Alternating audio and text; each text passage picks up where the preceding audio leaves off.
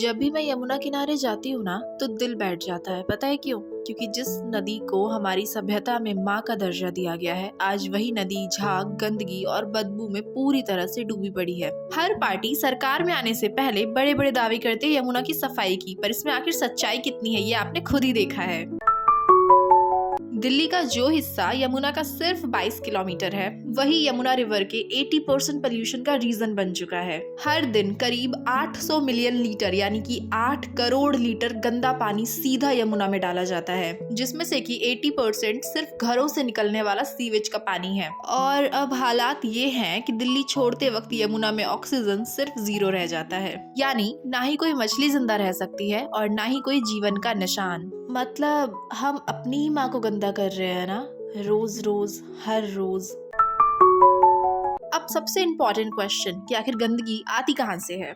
तो इसके एक नहीं बल्कि कई सारे आंसर्स है, जैसे कि घरों का सीवेज जो बिना ट्रीटमेंट के ही नालों के जरिए नदी में चला जाता है, फैक्ट्रियों का केमिकल वेस्ट जिसमें कि कपड़ा, लेदर और प्लास्टिक फैक्ट्रियां जहर घोल रही है, मूर्ति विसर्जन और पूजा का कचरा जिसमें हम खुद ही श्रद्धा के नाम पर नदियों में जहर डाल रहे हैं।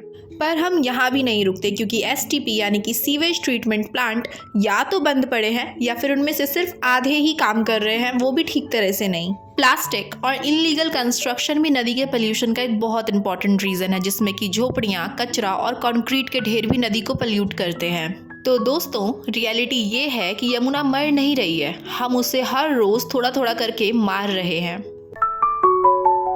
तो अब बात करते हैं सरकारों की, जिसमें कि 1993 से लेकर के अब तक यमुना एक्शन प्लान पर 8,000 करोड़ से ज्यादा खर्च हो चुका है। क्योंकि कागजों में एसटीपी बने, प्लांट चालू हुए, पर कागजी बात कागजों में ही रह गई, क्योंकि इंफ्रास्ट्रक्चर की नहीं बल्कि ईमानदारी की कमी है। करप्शन और मिसमैनेजमेंट ने सब कुछ बर्बाद कर दिया। फाइलें तो आगे बढ़ती है, पर यमुना वो तो वहीं की वहीं।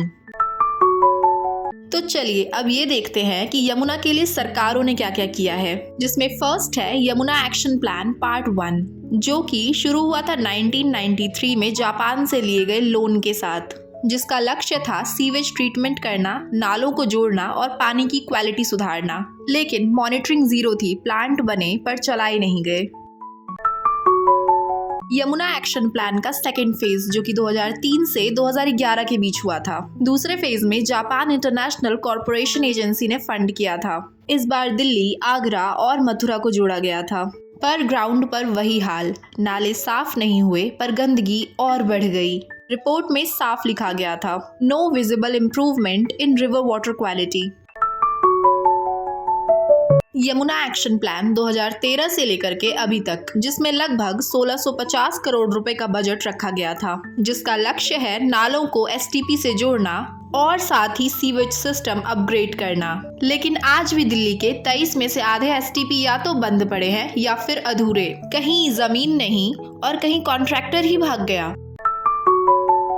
नमामि गंगे प्रोजेक्ट 2014 के बाद यमुना को भी गंगा बेसिन का हिस्सा मानकर शामिल किया गया था, पर असल फोकस गंगा पर रहा और यमुना फिर साइडलाइन चली गई। पर हुआ कुछ यूं कि 3 एक्शन प्लान, हजारों करोड़ खर्च और यमुना आज भी वहीं की वहीं, प्लास्टिक, झाग, केमिकल और बदबू से भरी हुई। मतलब यार, पैसा तो बहा दिया पर साफ नदी नहीं बहा पाए। इतना पैसा खर्च हुआ, पर अगर हमने अपने संस्कार नहीं बदले तो 8,000 करोड़ क्या 80,000 करोड़ भी अगर खर्च हो गए ना, फिर भी यमुना नहीं बच पाएगी। तो क्या यमुना कभी साफ होगी? हाँ होगी। इसके लिए अगर हम सब मिल जाएं तो जरूर साफ होगी। जैसे कि स्टेप नंबर 1, हर नाले को एसटीपी से जोड़ो, एक बूंद गंदा पानी भी नदी में बिना ट्रीटमेंट के ना जा पाए। सेकंड, फैक्ट्रीज पर स्ट्रिक्ट एक्शन, जो भी प्लास्टिक वेस्ट या केमिकल छोड़े उसका लाइसेंस सीधा रद्द कर दिया जाए। हमारी पूजा सामग्री और मूर्ति विसर्जन के लिए अलग से टैंक और रिसाइकल सिस्टम हो। इंदौर और पुणे में ये काम कर सकता है, तो दिल्ली में क्यों नहीं? ग्रीनरी एंड नेचुरल फिल्टर, जिसमें नदी के किनारे पेड़ लगाओ, जड़ी बूटियां लगाओ, मिट्टी खुद गंदगी को सोख लेगी और नदी फिर से सांस लेने लग जाएगी। यमुना कभी हमारी जान हुआ करती थी, जहाँ कृष्ण की लीला हुई थी, और आज उसी जगह पर झाग और बदबू है। ये सिर्फ सरकार की नहीं बल्कि हमारी भी हार है, क्योंकि ये हमारी भी विरासत है जिसे हम संभालने में असमर्थ रहे।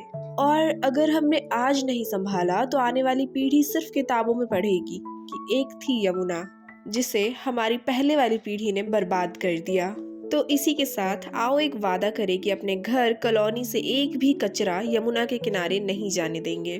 और इसी के साथ वीडियो अच्छी लगी हो तो वीडियो को लाइक करके चैनल को सब्सक्राइब कर लेना ऐसी और इन्फॉर्मेटिव स्टोरीज के लिए।